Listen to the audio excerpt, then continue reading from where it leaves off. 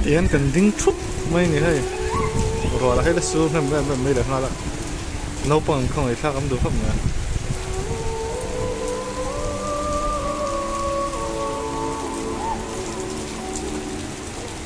phải hết là một phần tiếng số là một bộ phải chặt lang phiền không có hay vậy số năm biển biển bốc